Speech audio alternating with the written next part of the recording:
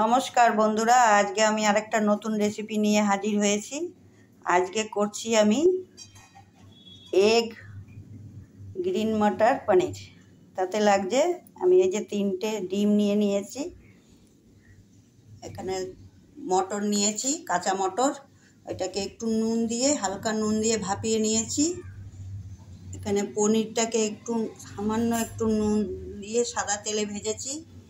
আলুটাকে বয়েল করে এটাকে একটু হালকা করে ভেজে নিয়েছি, নুন হলুদ দিয়ে সাদা তেলেই ভেজেছি।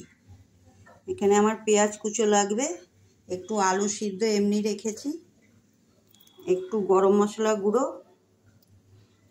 লঙ্কার গুঁড়ো,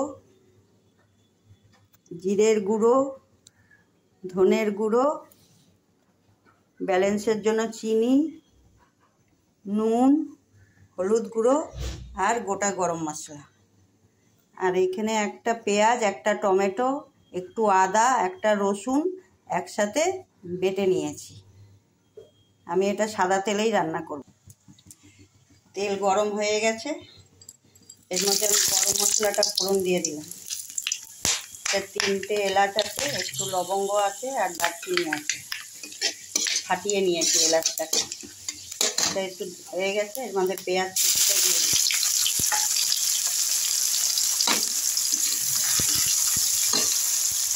সামান্য একটু নুন দিলাম যাতে তাড়াতাড়ি ভাজা হয়ে যায়, পেঁয়াজটা নরম হয়ে যাচ্ছে।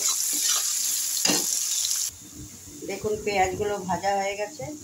এবার টমেটো, পেঁয়াজ, রসুন, আদা বাটাটা দিয়ে দিলাম এর মধ্যে।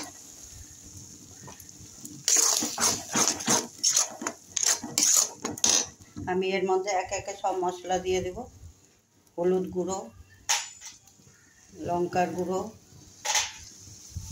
জিরের গুঁড়ো, ধনের গুঁড়ো,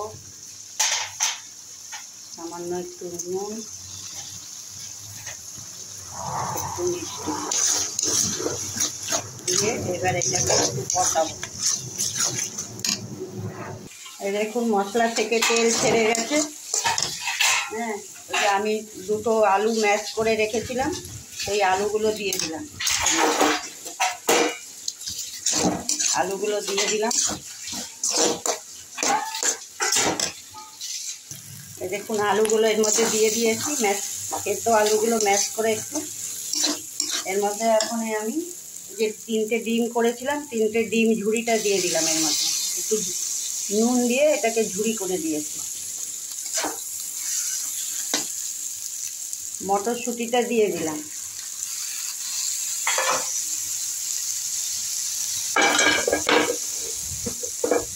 আলুগুলো দিয়ে দিলাম। এগুলো সেদ্ধ আলু ছিল, নুন হলুদ দিয়ে ভেজে রেখেছি সাদা তেলেই। এগুলো একটু নাড়াচাড়া করে তারপরে পনিরটা। দেখুন এগুলো সব কষানো হয়ে গেছে, একদম তেল ছেড়ে দিয়েছে। আর এটা সব তো বয়েল করাই, আলু মটরশুঁটি সব নরমও হয়ে গেছে। এবার আমি এতে একটু জল দেব। এই মিক্সি ধোয়া জল, বাটিটাতে ধোয়া জলগুলো সব দিয়ে দিলাম।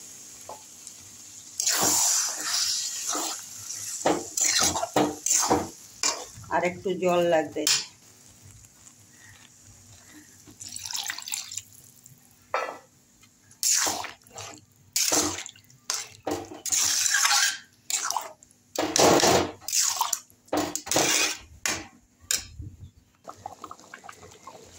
দেখুন এগুলো সব ফুটে উঠেছে। এবার গরম মশলাটা এর মধ্যে ছড়িয়ে দিলাম, পনিরগুলোও দিয়ে দিলাম। পনিরগুলো দিয়ে এখন নামিয়ে দেব। দেখুন পনির দেওয়ার পরে ফুটে উঠেছে, এখন আমি গ্যাস বন্ধ করে দিলাম। দেখুন আমার এই রেসিপিটা হয়ে গেছে। দেখতে কেমন লাগছে একটু লাইক কমেন্ট দিবেন, আমিও একটু উৎসাহ পাবো। আজকের মতন এইখানেই শেষ।